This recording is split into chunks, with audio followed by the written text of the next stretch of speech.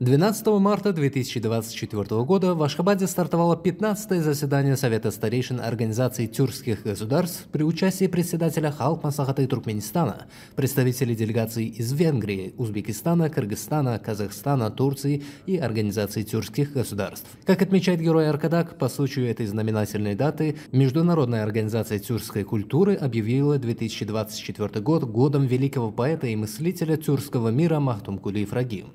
Безусловно, нынешнее заседание станет значимым шагом в деле популяризации в мире творчества великого сына туркменского народа Махтумкули Ифраги и укрепления уз дружбы и братства тюркских народов. Совет старейшин является консультативным органом и состоит из старейшин стран-членов Организации тюркских государств, назначаемых из числа видных общественных деятелей, бывших премьер-министров, министров, депутатов, послов.